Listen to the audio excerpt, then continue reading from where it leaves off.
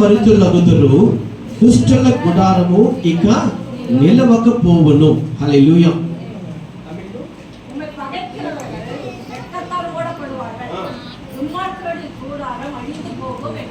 ఆమేన్. ఇది దేవుని యొక్క వాక్య భాగం. இது தேவனுடைய வேத பகுதி. నిన్ను పగపట్టువారు అవమానభరితులగుదురు, உம்மை பகைக்கிறவர்கள் வெட்கத்தால் மூடப்படுவார்கள். మనకు శరీర ప్రకారముగా చాలా మంది శత్రువులు ఉంటారు. நமக்கு சரீர ரீதியாய் பார்க்கும் பொழுது அநேக விரோதிகளாய் இருப்பார்கள். ఆ శత్రువులు కూడాను அந்த விரோதிகளும் கூட క్రైస్తవులై ఉండవచ్చు, கிறிஸ்தவர்களாய் இருக்கக்கூடும், హైందవులకు కూడాను ఉండవచ్చును. விக்கிராராதனை செய்கிறவர்களாகவும் இருக்கலாம். కానీ ஆனால் అనేక మారులు அநேக முறை మన శత్రువే జయము పొందుకుంటున్నాడు. நம்முடைய விரோதிகளே ஜெயத்தை பெற்றுக் கொண்டிருப்பார். మనం అపజయమనే చూస్తున్నాం, நாம் தோல்வியை சந்தித்துக் கொண்டே இருக்கிறோம். అపాయమనే చూస్తుంటున్నాం, ஆபத்துக்களை நாம் பார்த்து கொண்டிருக்கிறோம், అవమానమనే చూస్తున్నాం, அவமானங்களை பார்த்து కానీ கொண்டிருக்கிறோம். వాక్యం మనకు చెప్పుచున్న మాట, வார்த்தை சொல்லுகிறது, నిన్ను పగపట్టు వారు అవమానభరితులగుదురు, உன்னை பகைக்கிறவர்களோ வெட்கத்தால் மூடப்படுவார்கள் என்று. కానీ ఎందుకొరకని మనం ఇంకా అవమానపడుతున్నాం? ஆனால் ஏன் இன்னுமே நாம் அவமானத்தை சந்தித்துக் கொண்டிருக்கிறோம்? మన శత్రువే జయిస్తూ ఉన్నాడే, நம்முடைய விரோதிகளை ஜெயித்துக் கொண்டிருக்கிறார்கள். కారణం ఏంటి? காரணம் என்ன? ఒకసారి ఆలోచించుకున్నామా? அதை ஒரு முறையாக நாம் சிந்தித்து பார்க்கையில் మన వాక్యము మన యందు నెరవేరాలి. தேவன் கொடுத்திருக்க வார்த்தை நம் பட்சமாய் அது நிறைவேற வேண்டும். నెరవేరకుండా పోవుటకు కారణములు కొన్ని ఉన్నవి. அது நிறைவேறாமல் போவதற்கு காரணங்கள் ஒரு சில இருக்கிறது. కానీ ప్రభు వాక్యము వాగ్దానాన్ని పట్టుకుంటే మనం ఎప్పుడు కూడా, ஆனால் தேவன் கொடுத்த வாக்குத்தத்தத்தை நாம் பிடித்துக் கொண்டிருக்கிறோம். కానీ వాగ్దానం నెరవేరటకు ఆలస్యం అవుతుంది. ஆனால் அந்த வாக்குத்தத்தம் நிறைவேற தாமதமாகிறது. ఏళ్ళు గతించినా వాగ్దానం నెరవేరదు. வருடங்கள் கடந்தாலும் அந்த வாக்குத்தத்தம் அப்படியே இருக்கும். వాగ్దానం ఏమో మన చేతిలోనే ఉంటుంది, அது நிறைவேறாமல் அது அப்படியே நம் கரங்களிலே இருந்து கொண்டே இருக்கும். కారణం ఏంటి? காரணம் என்ன? మనం దేవుని బిడ్డలము కాదా? தேவனுடைய பிள்ளைகள் தானே. వాగ్దానం ఆయన మనకే కదా ఇచ్చారు. அது தேவன் நமக்கு கொடுத்த வாக்குத்தத்தம் தானே. మనకిచ్చిన వాగ్దానం ఎందుకు నెరవేర్చలేకపోతున్నారు? அப்பொழுது அந்த நமக்கு கொடுத்த வாக்குத்தத்தம் ஏன் இன்னும் நிறைவேறாமல் இருக்கிறது? వాగ్దానం చేసిన దేవుడు అబద్ధికుడా? வாக்குத்தத்தம் செய்த தேவன் ஒருவேளை பொய்யாய் சொல்லுகிறாரோ? దాన్ని నెరవేర్చుటకు సామర్థ్యుడు కాదా? அதை நிறைவேற்ற வல்லமை இல்லாத தேவனாய் இருக்கிறாரோ? ఆయన శక్తి చాలదా? அவருக்கு இருக்கிற பலன் போதாதா అని ఆలోచించుకుంటూ ఉండడం కంటే, என்று அதை குறித்து நாம் சிந்தித்துக் கொண்டே இல்லாமல் దేవుని వాగ్దానం మన యందు నెరవేరకుండా ఉండుటకు, தேவனுடைய வாக்குத்தத்தம் நம் பட்சமாய் நிறைவேறாமல் இருக்க మనలో ఏమైనా లోపములు ఉన్నవా చూసుకున్నట్లయితే, நமக்குள் என்ன குறைகள் இருக்கிறது என்பதை நாம் சிந்தித்து కొన్ని లోపములు మనలో కనబడుతూ ఉంటాయి. ஒரு சில குறைகள் நமக்கு தென்படும். కానీ ఎప్పుడు మనం ఒప్పుకోము. ஆனால் அதை ஒருபோதும் நாம் ஒப்புக்கொண்டதில்லை. ఒక ప్రక్కన ప్రభు మనకు తెలియపరుస్తుంటారు, ఈ లోపము ఈ పాపము నీలో ఉందని. ஒரு பக்கம் தேவன் நம்மிடத்திலே வெளிப்படுத்திக் கொண்டிருப்பார், இந்த பாவம் உன்னிடத்தில் இருக்கிறது என்று சொல்லி. రెండోది మన మనస్సాక్షి మనతో మాట్లాడుతూ ఉంటుంది. இரண்டாவதாக நம்முடைய மனசாட்சி நம்மிடத்திலே அப்பொழுது சொல்லிக் கொண்டிருக்கும். కానీ మనము మన మనస్సాక్షిని గద్దించి, ஆனால் நாமோ நம்முடைய மனசாட்சியை கண்டித்து, నాలో ఏ తప్పు లేదు, நான் எந்த தவறும் செய்வதில்லை, నాలో ఏ పాపము లేదు, என்னுள் எந்த பாவமும் இல்லை, నేనెవరో నా దేవునికి తెలుసు, நான் யார் என்பது என்னுடைய தேவன் அறிந்தவராய் இருக்கிறார், నేను ఎంత యథార్థంగా ఉన్నానో నా ప్రభువుకు తెలుసు, நான் எவ்வளவு உண்மையாய் வாழுகிறேன் என்பது இயேசு கிறிஸ்துவுக்கு தெரியும் అని మనకై మనం అనుకుంటూ, என்று நமக்கு நாமே அதை எண்ணிக்கொண்டு దేవుని గద్దింపుకు లోబడకుండగా, தேவனுடைய கட்டளைக்கு கீழ்ப்படியாமல் ఆయన వాగ్దానం మన జీవితంలో నెరవేరకుండగా, அவர் செய்த வாக்குத்தத்தம் நம் பட்சமாய் நிறைவேறாதபடிக்கு ఇంకను అదే అవమానంలోనే జీవిస్తూ ఉన్నాం. இன்னும் அதே அவமானத்திலே நாம் பிரயாணப்பட்டு கொண்டிருக்கிறோம். అదే కష్టంలోనే జీవిస్తున్నాం. அதே கஷ்டமான பாதையிலே நாம் வாழ்ந்து கொண்டிருக்கிறோம். అదే వ్యాధిలోనే జీవిస్తున్నాం. அதே வியாதியிலே நாம் இருக்கிறோம். అవే బాధలతోనే మనం భరించుకుంటూ వెళుతూ ఉన్నాం. அதே கடினமான வாழ்க்கை பாரத்தை சுமந்து கொண்டே நாம் நடந்து கொண்டிருக்கிறோம். ఒక 2-3 కారణాలను మనం చూసుకుందాం. 2-3 காரணங்களை நாம் பார்க்க ఏంటి இருக்கிறோம். చిన్న చిన్న లోపములు? என்ன சின்ன சின்ன குறைகள்? முதலாவதாக ఆదికాండము ஆதியாகமம் 16వ అధ్యాయము 16ஆம் அதிகாரம் 4వ వాక్యాన్ని చదవండి. 4ஆம் வசனத்தை வாசிப்போம்.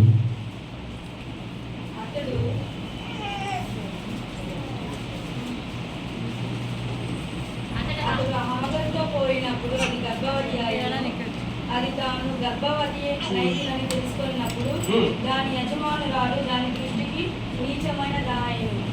అప్పుడు శారయి, నా ఉసురు నీకు కలుగును, చాలండి చాలు. తమిళ చదవండి ఒకసారి. 16వ అధ్యాయం 4వ వాక్యం ఆదికాండం. அவன் ஆகாரோடே சேர்ந்தபோது அவள் கர்ப்பம் தரித்தாள். அவள் தான் கர்ப்பவதியானதை கண்டபோது தன் நாச்சியாரை அற்பமாய் எண்ணினாள். చాలండి. ఇక్కడ అబ్రాహాము, இங்கு அபிராம் இருக்கிறார், సారా, சாரா, హాగరు ముగ్గురు ఉన్నారు. ஹாகர் 3 பேர் இருக்கிறார்கள். వీరి జీవితంలో జరిగిన కార్యం ఏంటి? இவர்களுடைய வாழ்க்கையில் நடந்த காரியம், అబ్రాహాముకు సంతతి లేదు, ஆபிரகாமுக்கு சந்ததி இல்லை, దేవుని వాగ్దానం అయితే ఉన్నది, தேவனுடைய வாக்குத்தத்தமோ இருக்கிறது, కానీ ఆలస్యం అవుతూ ఉంది. ஆனால் அது தாமதமாகிறது. సారాకు తొందరపాటు, சாராக்கு அவசரம், వెంటనే సంతతి కావాలి, உடனே ஒரு சந்ததி வேண்டும். దేవుడు ఇచ్చేంత వరకు తను ఓర్చుకోలేకపోతుంది. தேவன் கொடுக்கும் வரைக்கும் அவளால் காத்து கொண்டு இருக்க முடியவில்லை. అందుకని ஆகையால் తన దాసి అయిన హాగరును అబ్రాహాముకు భార్యగా చేస్తుంది. அதனால் அவனுடைய அடிமையாய் இருக்கிற ஆகாரை ஆபிரமுக்கு மனைவியாய் ஏற்படுத்துகிறார். శారా యొక్క దాసురాలైన హాగరు అబ్రాహాముకి భార్యగా మారుతుంది. சாராக்கு அடிமை பெண்ணாய் இருக்கிற ஆகார் ஆபிரமுக்கு மனைவியாகிறார். దాసురాలు అంటే ఎవరో తెలుసండి? அடிமை என்றால் யார்? ఎలా ఉంటుందంటే எப்படி இருப்பாங்க அப்படின்னா, తన యజమానురాలు ఏది చెప్పినా చెయ్యాలి. அவர்களுடைய எஜமான் என்ன சொல்லுகிறார்களோ அதை அப்படியே செய்ய வேண்டும். కాళ్ళు పట్టుకున్నా పట్టుకోవాలి, చెయ్యి పట్టుకున్నా పట్టుకోవాలి. கால் அமுக்க வேண்டும் என்றால் அதை பிடித்து விட வேண்டும், கை அமுக்க வேண்டும் என்றால் அதை பிடித்து விட வேண்டும். వీళ్ళు అన్నం తిని భోజనం తిని హ్యాపీగా సోఫాలో కూర్చొని టైం పాస్ కమ్మా నా తల నొక్కన్నా నొక్కాలి. நிம்மதியாக சாப்பிட்டு உறங்கி அங்க உட்கார்ந்து அவங்களோட டைம் பாஸுக்காக தலையமுக்க சொன்னாலும் அமுக்கி விடணும். ఇదే దాసత్వం, இது అడిமைத்தனம். ఇటువంటి దాసురాలైనటువంటి హాగరు இப்படி அடிமை பெண்ணாய் இருக்கக்கூடிய ஆகார் సమయాలను బట్టి அந்த நேரத்தின் படி అబ్రాముకు భార్యగా మారింది. ஆபிரமுக்கு மனைவியாய் மாறுகிறாள். అందువలన తను గర్భము ధరించినది. அது நிமித்தமாய் அவள் கர்ப்பம் தரிக்கிறாள். తన గర్భము ధరించిన తరువాత அவள் கர்ப்பம் தரித்த பிறகாக ఇప్పుడు చదవండి 4వ వాక్యం. இப்ப வாசிங்க 4வது வசனம். అది తాను గర్భవతి నైతినని తెలుసుకున్నప్పుడు దాని యజమానురాలు దాని దృష్టికి నిత్యమైనదాయను. చాలండి. ఎప్పుడైతే హాగరుకు గర్భము కన్ఫర్మ్ అయిందో, எப்பொழுது ஆகார் கர்ப்பம் தரித்தாளோ వెంటనే తన యజమానులైన సారాను அது நடந்த மாத்திரத்திலே அவளுடைய எஜமானாய் இருக்கக்கூடிய சாராவை கண்டு నీచురాలుగా తన దృష్టికి కనబడిందంట. அற்பமாய் எண்ணி அவளை பார்க்கிறாள். చూడండి, హాగరు యొక్క దృష్టికి తన యజమానురాలు ఎలా కనబడిందంటే, ஆகாருடைய கண்களுக்கு அவளுடைய எஜமானி எப்படி தெரிந்திருக்கிறாள்? నీచమైనదిగా కనబడిందంట. மிகவும் அற்பமானவளாய் அவள் தென்பட்டு இருக்கிறாள். నీచమైన దానిని ఎలా చూస్తాం మనం అందరం? அற்பமானதை நாம் எப்படி பார்ப்போம்? ఏం లేదండి, మనం అందరం చేపలు బాగా తింటాం, நம்ம எல்லாருமே மீனை நல்லா சாப்பிடுவோம், ఫ్రై చేసుకుంటే ఇంకా బాగా తింటాం. ஃப்ரை செஞ்சாங்கன்னா இன்னும் அதிகமாய் சாப்பிடுவோம். కానీ ஆனால் ఆ క్లీన్ చేసిన తర్వాత அது க்ளீன் பண்ண பிறகு మీ చేతులు ఒకసారి వాసన చూసుకొని உங்களுடைய கரத்துல அதோட ஸ்மெல் நீங்க பாருங்க. సువాసన అండి நறுமணமா இருக்குமா? నీచం. அது அற்பமானதா இருக்கும். అలా ఇప్పుడు నీచమైన దానిని మన చేతిని కూడా మనము స్మెల్ చేసుకున్నాం. நம்முடைய கரம் தானால் அதை நாம் முகர்ந்து பார்க்க கூட யோசிப்போம். అదే నీచనం. அது ஒரு அற்பமாய் பார்ப்பது. ఆ విధముగా அது போலதான் యజమానురాలుని దాసి ఎలా చూసిందంట? నీచురాలుగా చూసిందంట. அவளுடைய எஜமானியை இந்த அடிமை பெண் அற்பமாய் பார்க்கிறாள். అప్పుడు తనలోనికి వచ్చింది గర్వం. அப்ப அவளுக்குள்ளாய் வந்தது அந்த கர்ப்பம். కానీ హాగరుకు ఇది తప్పని ఆ రోజు తెలిసి ఉండదు. ஆனால் ஆகாருக்கு அந்த நாளிலே இது தவறு என்பது அவளுக்கு தெரிந்திருக்காது. దేవుని వాగ్దానం మన జీవితంలో కూడా నెరవేరకుండా ఉండుటకు కారణమేమనగా, தேவனுடைய வாக்குத்தத்தம் நம் வாழ்விலே இம்மட்டுமாய் நடக்காமல் இருப்பதற்கு காரணம் హాగరు వలె మనము కూడా ஆகாரை போல நாமும் ఏదో దేవుడు చూపిన చిన్న ఆశీర్వాదమును పట్టుకొని, ஏதோ தேவன் செய்த சின்ன ஆசீர்வாதத்தை வைத்துக்கொண்டு ఇక నాకంటే పెద్దవాడు గొప్పవాడు ఎవడో లేడని, இனி என்னை காட்டிலும் ஒரு பெரியவன் இந்த உலகில் இல்லை என்பது போல, నాకంటే ధనవంతుడికి లేడని, என்னை காட்டிலும் செல்வந்தர் யாரும் இல்லை என்றும், నాకంటే భక్తుడు లేడని, என்னை காட்டிலும் பக்திமான் இல்லை என்றும், నాకంటే ప్రసంగికుడు ఇంకొకడు లేడని, என்னை காட்டிலும் நல்ல போதகர் இங்கு இல்லை என்றும், నాకు తెలియని ప్రార్థన లేదని, எனக்கு தெரியாத ஜெபம் இல்லை, నేను చెయ్యి చాపితే చాలు కింద పడిపోతారని, நான் கை நீட்டினால் போதும் அப்படியே கீழே விழுந்து விடுவார்கள். ఇవన్నీ తనకు తానే గర్వం వల్ల కలుగుతూ ఉంటాయి. இதெல்லாம் தனக்கு தானே ஏற்படுகிற கர்வத்தினால் ஏற்படுகிற சிந்தனைகள். ఎందువలన? எதனால? ఏదో దేవుడు ఒక చిన్న అవకాశం ఇస్తారు, ஏதோ தேவன் ஒரு ஒரு சின்ன ஒரு வாய்ப்பை ஏற்படுத்தி கொடுப்பார். పాడడానికి, பாடுவதற்கோ, వాక్యం చెప్పుటకు, வார்த்தை உங்களுக்கு சொல்வதற்கு, ప్రార్థించుటకు, ஜெபிப்பதற்கு, సంఘాన్ని శుభ్రపరచుటకు, சபையை அலங்கரித்துக் கொள்வதற்கு, మంచిగా కానుకలు ఇవ్వటకు, நல்ல காணிக்கை கொடுப்பதற்கு, ఏదో ఒక విధముగా మిమ్మల్ని ఆశీర్వదించి ஏதோ ஒரு வகையிலே தேவன் உங்களை ஆசீர்வதித்திருப்பார். ఇందువలన இது நிமித்தமாக సంఘ కాపరిని కూడా నీచనముగా చూసే నీచమైన బుద్ధి నీలోనికి వచ్చినప్పుడు சபையின் போதகர் மேய்ப்பரை கூட அற்பமாய் பார்க்கக்கூடிய ஒரு எண்ணம் உங்களுக்குள்ளாய் வரக்கூடும்.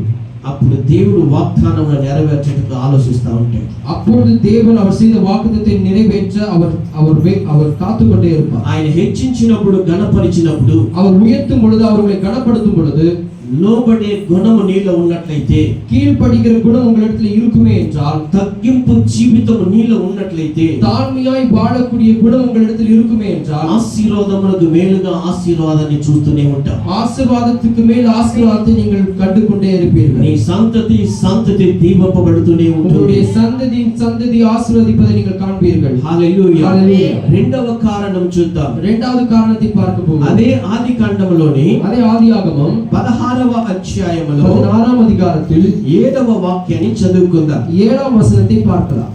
கர்த்தருடைய தூதனானவர் அவளை வனாந்தரத்திலே சூர்ந்து போகிற வழியிலே அருகே இருக்கிற நீரூற்றண்டையில் கண்டு. చాలండి.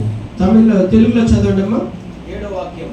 యెహోవా దూత అరణ్యములో నీటి బుగ్గ యొద్ద, అనగా శూరు మార్గంలో బుగ్గ యొద్ద ఆమెను కనుగొని, చాలండి.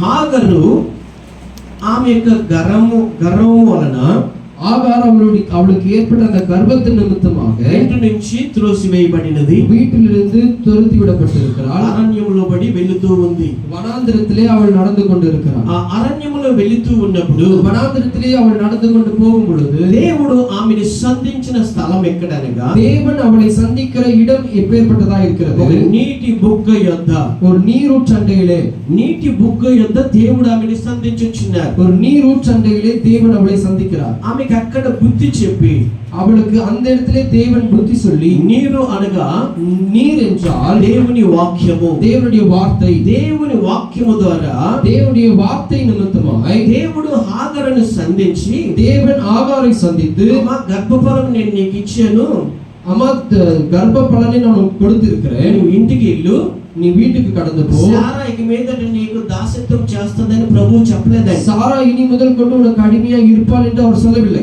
నువ్వు ఇంటికి వెళ్ళు, நீ வீட்டுக்கு போ. అక్కడ ఎలా ఉండాలి? அப்படி அங்க என்ன எப்படி இருக்க வேண்டும்? ఆమె చేతి కింద అణిగిమణిగి ఉండమని చెప్పి పంపించారు. அவளுடைய கருத்துக்குள்ளாய் அடங்கி நீ வாழ என்று சொல்லி அனுப்புகிறார். ఇదే ప్రభు చెప్పే మాటలండి. இது தேவன் சொல்லுகிற வார்த்தை. తను ప్రేమించిన బిడ్డలను ప్రభు గద్దించే సమయం. தேவன் நேசிக்கிற பிள்ளைகளை அவர் கண்டிக்கிற ஒரு இடமா இது இருக்கிறது. మరి ఆ మాట కూడా చదువుకుంటారా మీకు క్లారిటీ వస్తుంది. இந்த வார்த்தையும் சேர்ந்து வாசிங்க, உங்களுக்கு இன்னும் தெளிவு கிடைக்கும். ఎక్కడ ఉందమ్మా అది? 9వ వాక్యం చదవండి.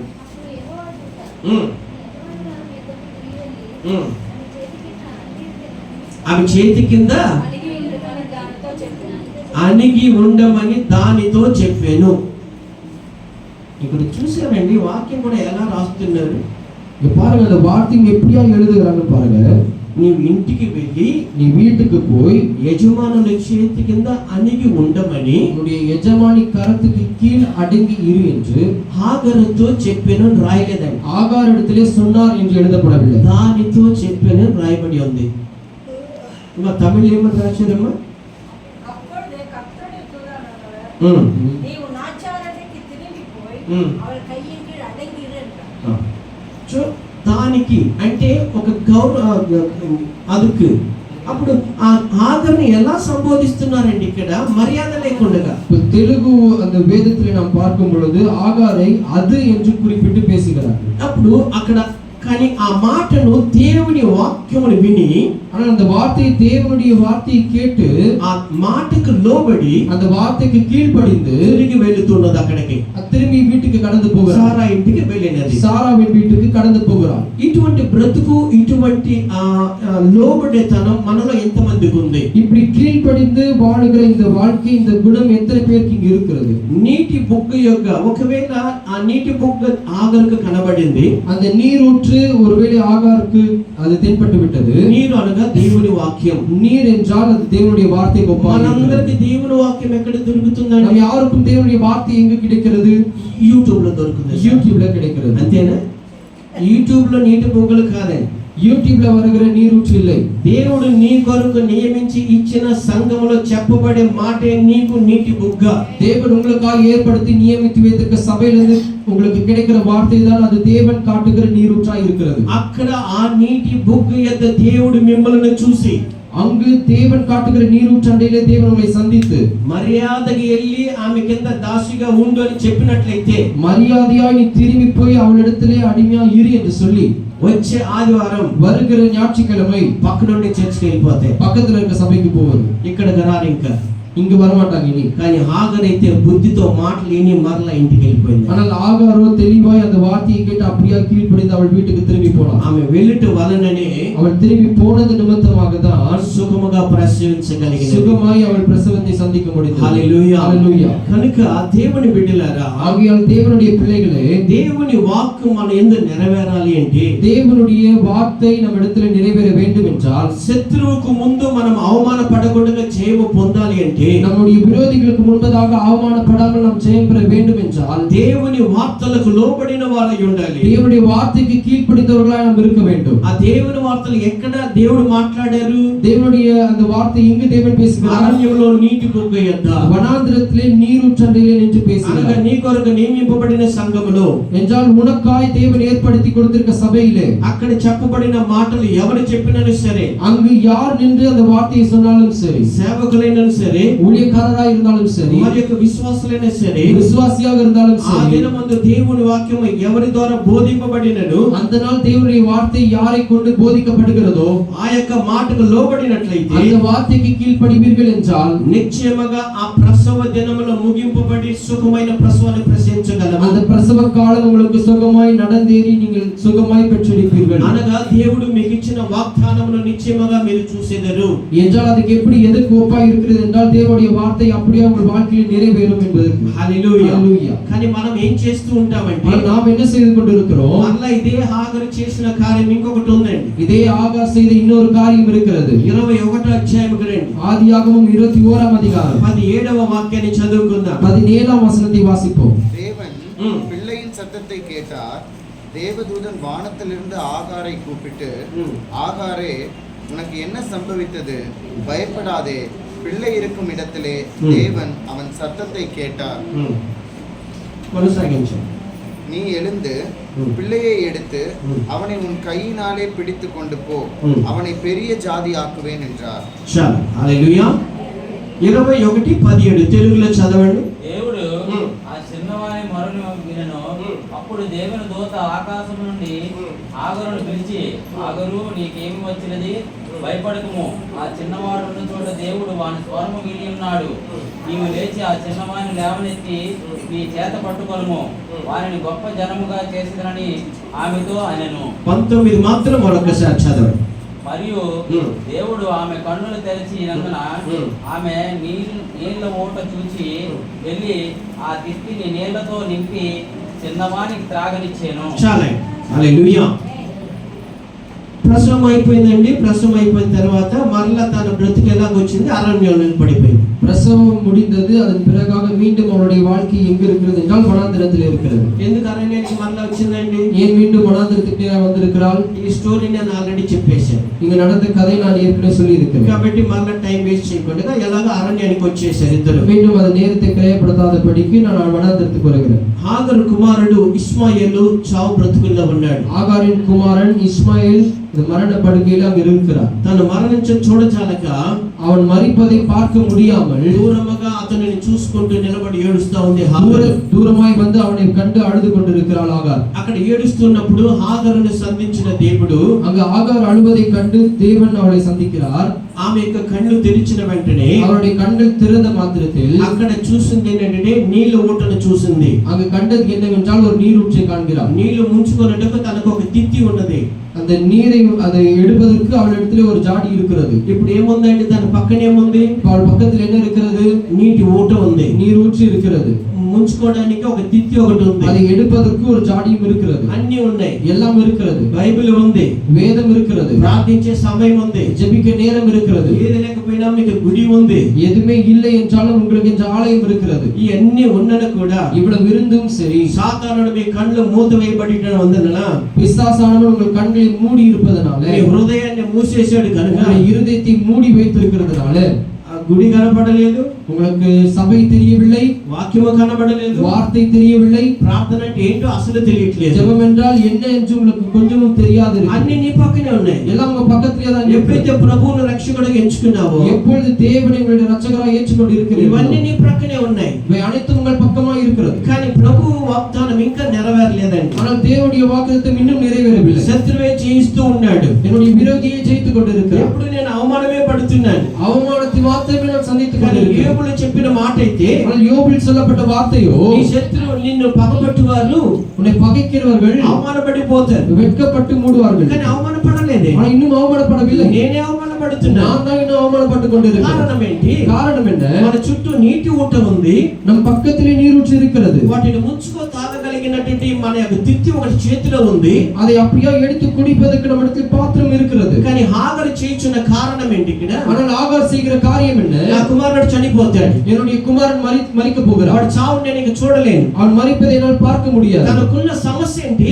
அவளுக்கு இருக்கிற பிரச்சனை என்ன? తన కుమారుడు చావబోతున్నాడు. அவளுடைய குமாரன் சாக கிடைக்கிறார். అదొక్కటే తన కళ్ళు ముందు నిలబడి ఉంది. அது மாத்திரமே அவளுடைய கண்களுக்கு முன்பாக நின்று ఈ கொண்டிருக்கிறது. రోజు మీకున్న సమస్యలు మాత్రమే మీకు ఉన్నాయి. இந்த நாளில் உங்களுக்கு முன்பதாக இருக்க பிரச்சனைகள் மாத்திரமே உங்களுக்கு தென்படுகிறது. అప్పులు మాత్రమే కనబడుతున్నాయి. கடன் பிரச்சனை மாத்திரமே தென்படுகிறது. నిరుద్యోగ స్థానం, ఉద్యోగం లేని స్థానమే కనబడుతూ ఉంది. வேலை இல்லாத அந்த நிலை மாத்திரமே உங்கள் கண்கள் முன்பாக தென்படுகிறது. ఇంకా నాకు వివాహం కాలేదే అన్న ఆలోచనే ముందుంది. இன்னும் எனக்கு திருமணம் நடக்கவில்லை என்ற அந்த பிரச்சனை உங்களுக்கு முன்பதாக நின்று మీకున్న கொண்டிருக்கிறது. సమస్యలు మాత్రమే కంటి ముందు ఉంచుకొని உங்களுக்கு முன்பதாக உங்களுடைய பிரச்சனைகள் மாத்திரமே வைத்துக் கொண்டு వాటిని మాత్రమే చూసి ఏడుస్తూ ఉన్నారు. அவைகளை மாத்திரமே பார்த்து நீங்கள் அழுது கொண்டே కానీ మీ இருக்கிறீர்கள். పక్కనే నీటి ఓటు ఉంది. ஆனால் உங்கள் பக்கத்திலே நீரூற்று இருக்கிறது. ముంచుకోవడానికి ఒక తిత్తి ఒకటి ఉంది. அதை எடுத்துக்கொள்ள பாத்திரம் இருக்கிறது. బైబిల్ ఒకటి ఉంది. வேதம் இருக்கிறது. వాక్యం చదవగలిగిన జ్ఞానం ఉంది. வார்த்தையை படிக்கக்கூடிய ஞானம் இருக்கிறது. ఒకవేళ చదువు జ్ఞానం లేకపోయినా ஒருவேளை படிக்கக்கூடிய ஞானம் இல்லை என்றாலும் మోకాళ్ళ మీద నిలబడి యెహోవాను చూసి ఏడవగలిగిన పరిస్థితి నీకుంది.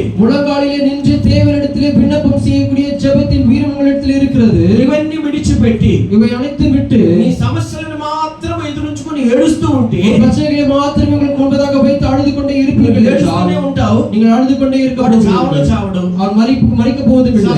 సస్తాడని చూస్తూనే ఉంటావు. కానీ மறிக்க போகிறான் என்று நீங்கள் பார்த்து கொண்டே இருப்பீர்கள். అసలు చావడు. ஆனால் அதை அவன் மறிக்க మన போவதுமில்லை. ఏడుపు తీరదు. நம்முடைய கண்ணீரும் தீர போவதில்லை. కానీ ఎప్పుడైతే ஆனால் எப்பொழுது దేవుని సన్నిధికి వస్తారో, தேவனுடைய சமூகத்துக்கு நேராக வருகிறீர்களோ, దేవుని జ్ఞానాన్ని తెచ్చుకుంటారో, தேவனுடைய ஞானத்தை பெற்றுக் கொள்கிறீர்களோ, అప్పుడు నీ పక్కనే ఉన్న నీటి ఊట నీకు కనబడుతుంది. அப்பொழுது உங்களுக்கு பக்கத்திலே இருக்கிற அந்த நீரூற்று உங்களுக்கு தென்படும். నీటి ఊట కనబడినప్పుడు నిశ్చయముగా నీరు తాగితే నీవు నీ కుమారుడు కుమార్తె పిల్లలు బతుకుతారు. நீரூற்றை கண்டு எப்பொழுது அந்த நீரை அதை எடுத்து அதை நீங்க குடிக்கிறீர்களோ, அப்பொழுது உங்கள் வீடு, உங்கள் குடும்பம், உங்கள் பிள்ளைகள் பிழைத்திருப்பார்கள். అంతవరకు அது வரைக்கும் నీ సమస్యలు తీరవు, உங்களுடைய பிரச்சனைகள் నీ தீரப்போவதில்லை, ఏడుపు మానదు. உங்களுடைய கண்ணீரும் நிற்க போவதில்லை. ఎప్పుడైతే ప్రభువును జ్ఞాపకం చేసుకుంటారో, எப்பொழுது தேவனை நீங்கள் ஞாபகம் வைத்துக் கொள்கிறீர்களோ, సమస్యలకు మధ్యలో ప్రభువును వెతుకుతారో, பிரச்சனைகள் மத்தியிலே தேவனை தேடி வரும் பொழுது అప్పుడు ప్రభు మీ కళ్ళు తెరుస్తాడు. அப்பொழுது தேவன் உங்கள் கண்களை திறப்பார். హల్లెలూయా. హల్లెలూయా. కనుక ప్రియ దేవుని క్షణమా, தேவனுடைய பிள்ளைகளே, దేవుని వాగ్దానములు చాలా బాగున్నాయండి. தேவனுடைய வாக்குத்தத்தம் அநேகம் இருக்கிறது. నిన్ను పగపట్టువారు, உங்களை பகைக்கிறவர்கள் అవమానపడి పారిపోతారని అయితే వార్త ఉంది. வெட்கப்பட்டு மூடப்படுவார்கள் என்று இருக்கிறது வார்த்தை. కానీ ప్రతిరోజు వాడిని చూసి నేను అవమానపడి పారిపోతున్నాను. ஆனால் ஒவ்வொரு நாளும் அவனை கண்டு நான் பயந்து ஓடுகிறேன். కారణం ఏంటి? காரணம் என்ன? మొట్టమొదటిగా హాగర్లో ఉన్న గర్వం మనలో ఉంది. முதலாவதாக ஆகார் இடத்தில் இருந்த கர்வம் நம்ம இடத்தில் இருக்கிறது. రెండవది இரண்டாவதாக మనకి ప్రార్థన ఉంది, గుడి ఉంది, పాస్టర్ ఉంది, ప్రార్థన ఉంది, అన్ని ఉన్నాయి. ఏది మన நமக்கு పట్టించుకో. ஜெபம் இருக்கிறது, ஆலயம் இருக்கிறது, நமக்கு இந்த போதகர் இருக்கிறார். ஆனாலும் கூட ఈ రెండు మన జీవితంలో ఉంటాయి. இதெல்லாம் நம் வாழ்க்கையில் இருக்கிறது. కానీ ஆனால் ఏ రోజు కూడా దేవుణ్ణి పట్టించుకో. ஒரு நாளும் நாம் தேவனை தேடி போவதில்லை. దేవుని వాగ్దానం ఎలా నెరవేరుతుందో, அப்ப தேவனுடைய வார்த்தை எப்படி நம்மிடத்தில் நிறைவேறும்? ఆయన వాగ్దానం చేత పట్టుకొని కనిపెడుతూ ఉంటే அவரும் அவருடைய வாக்குத்தத்தத்தை அவருடைய கரத்திலே வைத்துக் கொண்டு அவர் காத்துக்கொண்டே இருப்பார். మరొక మాట చూద్దాం. மற்றொரு வார்த்தையை பார்க்க போவோம். మత్తయి సువార్త மத்தேயு 8వ అధ్యాయం 8ஆம் அதிகாரம் 23వ వాక్యం, 23ஆம் வசனம் 23 నుండి 27 వరకు. మత్తయి సువార్త 8వ అధ్యాయము மத்தேயு 8ஆம் அதிகாரம் 23 నుండి 23 முதல் 27 వరకు. 27 வரை. அவர் படவில் ஏறின போது ఉమ్, శిష్యులైన వెంటబడింది. ఉమ్, అక్కడ సముద్రం మీద ఉమ్, తుఫాను లేచినందున ఆ దోణి అలల చేత కప్పబడింది. అప్పుడు ఆయన నిద్రించుండగా వారు ఆయన యొద్దకు వచ్చి ప్రభువా నశించిపో ఉమ్, చదవండి అమ్మా, చదవండి. పోచున్నామని మమ్మల్ని రక్షించమని చెప్పి ఆయన లేపిరి. ఉమ్, అందుకు ఆయన అల్ప విశ్వాసం ద్వారా ఎందుకు భయపడుచున్నారని వారితో చెప్పి లేచి గాలిని సముద్రం మీద గద్దింపగా మిక్కిలి నిమ్మలమాయెను. చాలండి, చాలా. ఈ సంభవం మనకు చాలా పరిచయమైనది కాబట్టి నేను త్వరగా చెప్తాను, సమయం లేనందువలన. இங்கே நாம் வாசிக்கிற சம்பவம் நாம் யாரும் அறிந்த ஒரு காரியம். యేసు ప్రభువు ధోనిలో ఉన్నారు. இயேசு கிறிஸ்துவானவர் அந்த படவில் இருக்கிறார். సముద్రములో తుఫాన్ వచ్చింది, கடலிலே அந்த புயல் வருகிறது, అలలు రేగుతున్నాయి. அலைகள் எழும்புகிறது. అక్కడ அந்த இடத்தில் 21వ వాక్యములో చదవండి ఇప్పుడు. 21ஆம் వచనం వాసిங்க. శిష్యులలో ఉమ్. మరి ఒకడు, ఉమ్. ప్రభువా నేను మొదట వెళ్ళి ఉమ్. నా తండ్రిని పాతి పెట్టుటకు ఉమ్. నాకు సెలవిమ్మని ఉమ్. ఆయనను అడుగుగా ఉమ్. యేసు అతనిని చూచి ఉమ్. నన్ను వెంబడించుము, వృద్ధులు తమ వృద్ధులను పాతి పెట్టుకొనమని అమ్మ, చెప్పాను. సారీ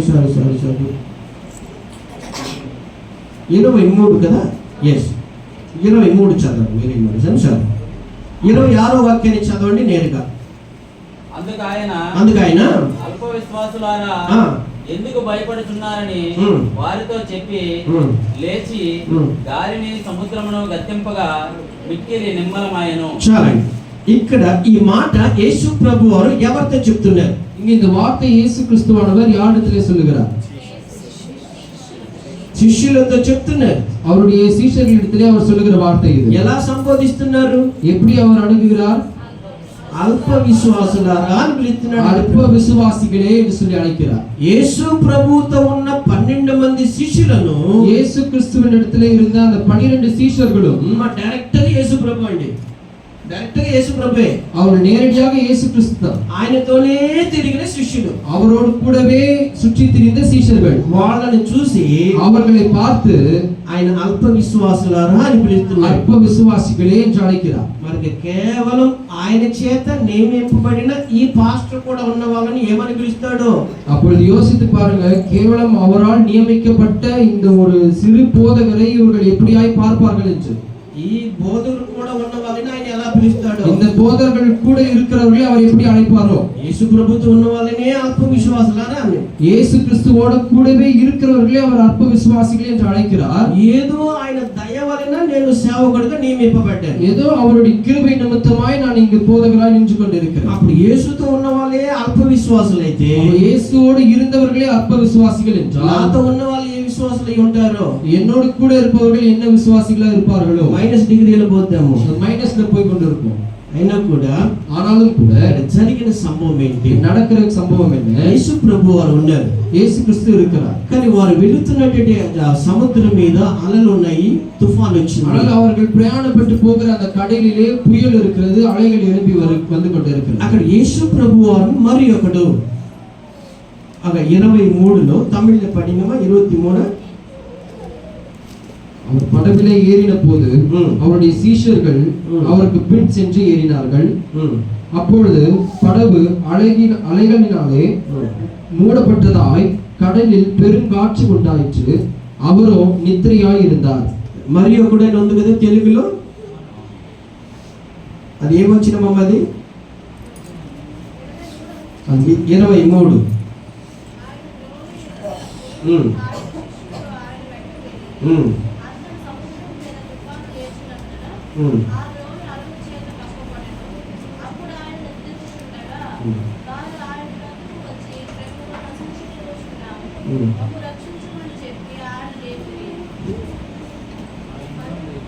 ఓకే ఎనీవే అంటే 21లో ఉందా?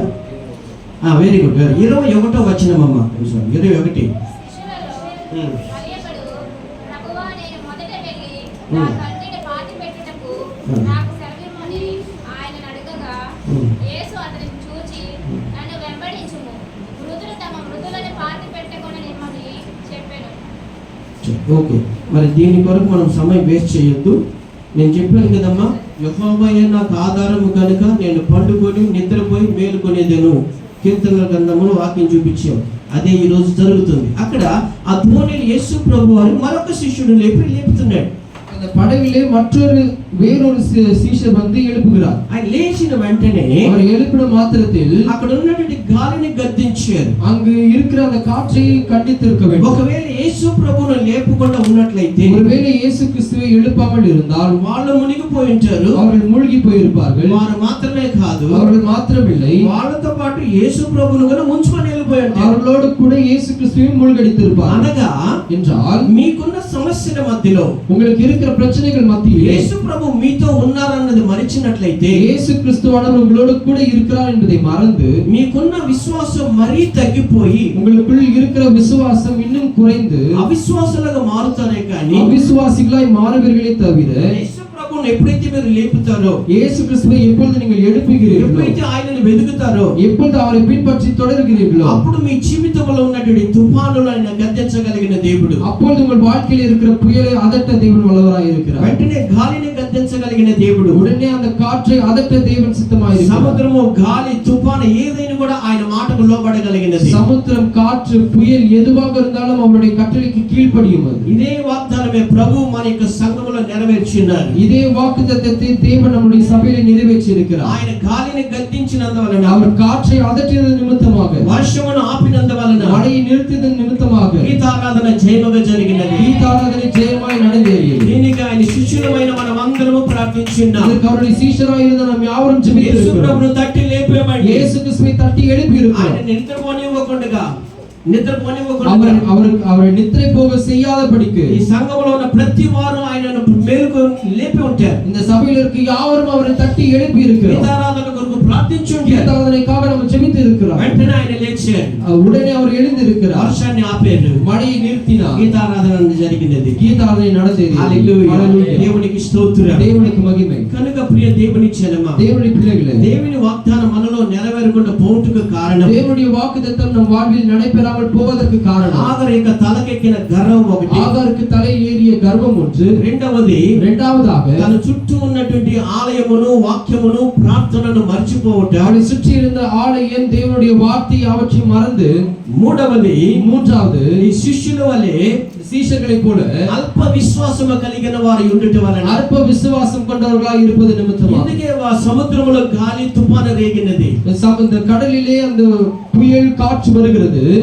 ఒకవేళ అల్ప విశ్వాసులు కాకుండా ఉన్నట్లయితే, ஒருவேளை அற்ப விசுவாசிகளாய் இல்லாமல் இருக்கிறோம் என்றால், దేవుడు మనతో ఉన్నాడన్న ధైర్యముతో, தேவன் நம்மோடு இருக்கிறார் என்ற தைரியத்தில், యేసు నామములో గాలి నేను నిన్ను గద్దించుచున్నానని గద్దించి ఉంటారు. இயேசுவின் நாமத்திலே காற்றை நான் உன்னை அதட்டுகிறேன் என்று அவர்கள் இயேசுவின் நாமத்தை கொண்டு அதட்டி இருப்பார்கள். గద్దించలేకపోవటకు కారణం ఏంటి? அதை கண்டிக்க முடியாமல் போவதற்கு వారి காரணம், విశ్వాసము మీద వారికి నమ్మకం లేదు. அவர்கள் வைத்திருந்த விசுவாசம் மீது அவர்களுக்கே நம்பிக்கை இல்லாத ஒரு சூழல். కారణం అదే, காரணம் அது అల్ప విశ్వాసులుగా ఉండటం. அற்ப விசுவாசியாய் இருப்பது. 3 కారణాలను చెప్పారు. 3 காரணங்களை சொல்லி இருக்கிறார். అందుకే ప్రభు వారు వాగ్దానమును ఇంకను మన యందు నెరవేర్చలేకపోతున్నారు. ஆகையால் தான் தேவன் அவருடைய வார்த்தையை இன்னுமே நம்முடைய வாழ்க்கையில் நிறைவேற்றாமல் இருக்கிறார். ఇంకొక 2 నిమిషాల్లో ఇంకొక ఉదాహరణకు నేను మీకు చూపిస్తాను. 2 நிமிடத்திலே நான் உங்களுக்கு இன்னொரு எடுத்துக்காட்டை காட்டி முடிக்கிறேன். 2వ రాజుల గ్రంథము 2 రాజாக்கள் 4వ అధ్యాయము 4 அதிகாரம் 8వ వాక్యాన్ని చదువుకుందాం. 8 வசனத்தை வாசிப்போம். பின்பு ஒரு நாள் எலிசா சூனேமுக்கு போகும்போது அங்கே இருந்த கனம் பொருந்திய ஒரு ஸ்திரீ அவனை போஜனம் பண்ண வருந்தி கேட்டுக்கொண்டாள். அப்படியே அவன் பயணப்பட்டு போகிற థ్యాంక్ యూ 2వ రాజుల గ్రంథము 2 ராஜாக்கள் 4వ అధ్యాయం 4 அதிகாரம் 8వ వాక్యం. 8 వசనం.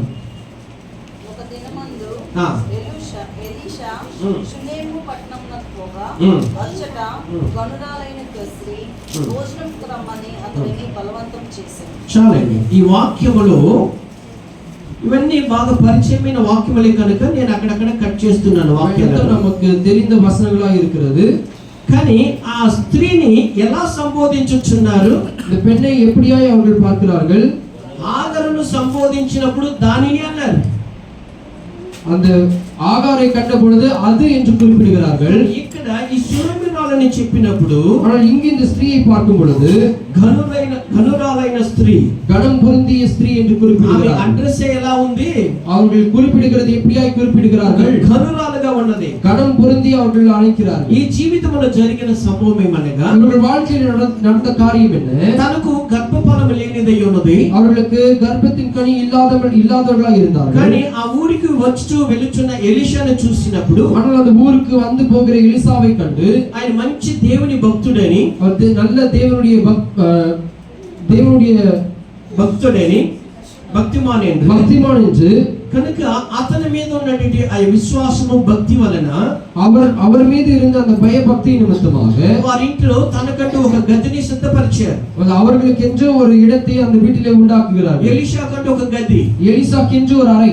ఆయన వస్తూ వెళుతున్నప్పుడు ఆ గదిలోనికి వెళ్ళి ప్రార్థన చేసుకుంటూ వెళుతూ ఉంటారు. அவர் வந்து போகும் பொழுது அந்த அறைக்கு சென்று ஜெபித்து அவர் அதை பயன்படுத்திக் கொண்டிருந்தார். అలా జరుగుతున్న కాలములో, அப்படி நடந்து கொண்டிருந்த காலங்களில் తనకు గర్భఫలం లేనిదని ఎరిగి, அவளுக்கு கர்ப்பத்தின் கனி இல்லை என்பதை அறிந்து తనకు గర్భము కలుగలాగా ఆశీర్వదిస్తున్నారు. அவர் கர்ப்பம் தரிக்கும்படி அவளை ஆசீர்வதிக்கிறார். ఎలీషా మాటను బట్టి తన గర్భము ధరించి మగ పిల్లవాడిని కనినది. எலிசாவின் வார்த்தைக்கு இணங்க அவர் கர்ப்பம் தரித்து ఆమె గర్భవతి మగ పిల్లవాడిని కనినది. అల్పి எலிசாவின் வார்த்தையின்படி அவள் கர்ப்பம் தரித்து ஒரு ஆண் பிள்ளையை பெற்றெடுக்கிறார். ఆ బాబు ఎదుగుతూ ఉండగా, அந்த மகன் வளர்ந்து வரும் பொழுது కొన్ని రోజుల తరువాత, ஒரு சில நாட்களுக்கு பிறகு, లేక కొన్ని మాసముల తరువాత, கொஞ்சம் மாதங்கள் பிறகு ఆ బిడ్డకు అనారోగ్యం వచ్చి, அந்த பிள்ளைக்கு சுகவீனம் வந்து, నేను చాలా సింపుల్ గా ఒక స్టోరీగా చెప్తున్నాను మీకు. மிக எளிதாக ஒரு கதையா இதை சொல்றேன். ఆ బాబు చనిపోతున్నాడు. அந்த மகன் மரித்து விடுகிறார். అదే ఎంత మందికి తెలుసు అండి? எத்தனை பேருக்கு இந்த கதை தெரியும்? వెరీ గుడ్, సంతోషం. అందుకే తొందరగా వెళ్తున్నాను. మరి அனைவருக்கும் தெரிந்த கதை நிமித்தமாக நான் வேகமாய் கடந்து போகிறேன்.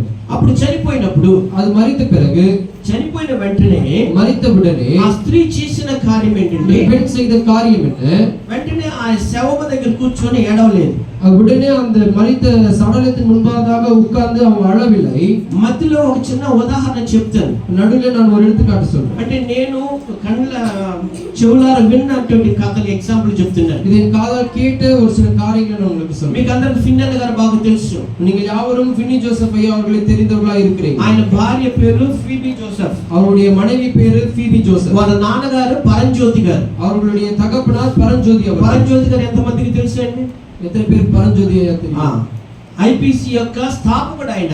ఆయన వల్లనే పెంతెకోస్తు సంఘాలు స్థాపింపబడ్డాయి. ஐபிசி அந்த மிஷனரியோட துவக்கம் அவர்தான், పరంజ్యోతి గారు. பரஞ்சோதி ஐயா. ఆయన కుమార్తె ఈ ఫీబీ అమ్మ గారు. அவருடைய மகள் தான் ஃபீபி ஜோசப் அவர்கள். 9వ కుమార్తె ఎన్నో లెక్క తెలియలేదు. 9வது மகள் அவங்க. అప్పుడు ఆయన సేవకు ఒక చోటుకు వస్తానని మాట ఇచ్చారు పరంజ్యోతి గారు. அப்போ ஊழியத்துக்கு என்று ஒரு இடத்துக்கு வருகிறேன் என்று ஒரு வார்த்தை கொடுக்கிறார். కానీ ఆ రోజు ఆ ఫీబీ అమ్మ గారికి 9 వయసు ఉంటదండి. ஆனா அந்த நாளிலே ஃபீபி ஜோசப் அவர்களுக்கு 9 வயது. ఆ వయసులో ఉన్నప్పుడు మరణ పడకలో ఉన్నది తను.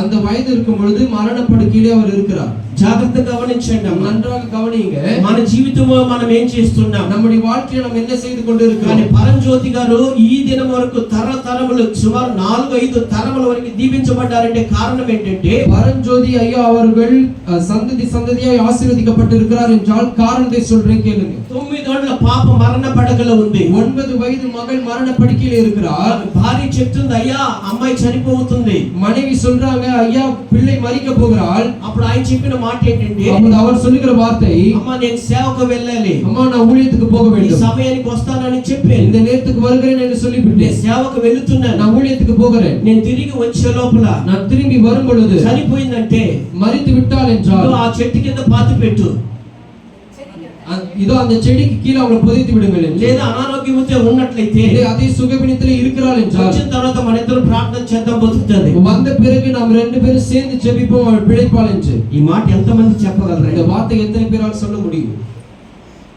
మరణ పడకలో ఉన్నటువంటి అమ్మాయిని చూసి నేను సేవకి వెళ్ళి తిరిగి వచ్చినప్పుడు ప్రాణంతో ఉంటే ప్రార్థన చేద్దాం, చచ్చిపోతే ఆ చెట్టు కింద పాతి పెట్టమని చెప్పేది సేవకుడు. எத்தனை பேரால் இந்த வார்த்தையை சொல்ல முடியும்? மரண படுக்கையில் இருக்கிற மகள் தன் சொந்த மகள் அப்படியா இருக்கும் பொழுது ஊழியத்துக்கு என்று அவர் நேரத்தை ஒதுக்கி போய் மீண்டுமாய் வந்து உயிரோடு இருந்தால் ஜெபித்து பிழைக்க பண்ணுவோம் என்று சொல்ல. ఒకవేళ మీకు అడ్రస్లు దొరికితే పరంజ్యోతి గారి యొక్క ఫ్యామిలీ లిస్ట్ చూడండి. ஒருவேளை உங்களுக்கு அந்த அட்ரஸ் கிடைத்ததுன்னா அவருடைய அந்த குடும்பத்தை நீங்க எடுத்து பாருங்க.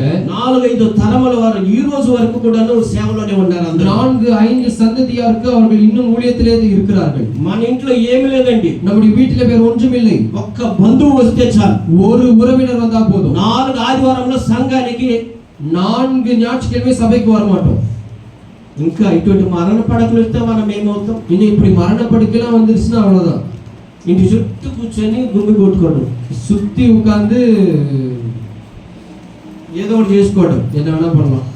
జాగ్రత్త, ஜாக்கிரதையா இருங்க. దేవుని సన్నిధికి భయము కలిగిన వారు మాత్రమే, தேவனுடைய சமூகத்திற்கு பயபக்தியா இருந்தால் மாத்திரமே, భయముతో వణుకుతో ఆయనను ఆరాధించే వారిని మాత్రమే ఆయన దీవిస్తాడు. பயத்தோடு நடுக்கத்தோடு அவரை துதிப்பவர்களுக்கு மாத்திரமே నాకు ஆசீர்வாதம். సమయం ఉంటే ఆరాధనకి వెళ్తాను, எனக்கு நேரம் இருந்தால் நான் ஆராதனைக்கு போவேன். పనులన్నీ ముగించుకున్న తర్వాతనే దేవుడు, என்னுடைய வேலைகள் எல்லாம் முடித்த பிறகு தேவன். అటువంటి మనస్తత్వం కలిగిన వారిని, அப்படி ஒரு மனநிலை உங்களுக்கு இருக்குமே என்றால் నిశ్చయముగా చూస్తాడు ప్రభు. జాగ్రత్త, அற்பமாக உங்களை தேவன் பார்க்க போகிறார். ప్రియ దేవుని జనమా, தேவனுடைய பிள்ளைகளே, దేవుని వాక్యం వచ్చినప్పుడు, தேவனுடைய வார்த்தை வரும் பொழுது, అరణ్యములో హాగరును సంధించినప్పుడు, வனாந்திரத்திலே தேவன் ஆகாரை சந்தித்தது போல తిరిగి వెళ్ళి తాను చేతి కింద అణిగి ఉండమని చెప్పినప్పుడు, திரும்பி போய் அவருடைய கரத்திலே அடங்கி வாழு என்று சொன்னது ఆ போல, మాటకు లోబడినది. அந்த వార్த்தைக்கு కీழ்పడిందాர். ఇక్కడ వచ్చే దేవుని వాక్యమునకు లోబడినట్లయితే இங்கு வருகிற தேவனுடைய வார்த்தைக்கு నీవు మాత్రమే కాదు, கீழ்ப்படினீர்கள் நீங்கள் మాత్రమిல்லை, సంతతి உங்களுடைய దీవింపబడుతుంది. சந்ததி சந்ததி కానీ ஆசீర్వదిக்கப்படுகிறது. ఒకవేళ ఆయనకు కోపం రేపినట్లయితే, ஒருவேளை அவருடைய கோபத்தை நீங்கள் రోషము எழுப்புகிறீர்கள், కలిగిన దేవుడు ఆయన, ரோஷமுடைய தேவனாக ఆయనకు இருக்கிறார். చెందవలసిన ఆరాధనని చెందకపోయినట్లయితే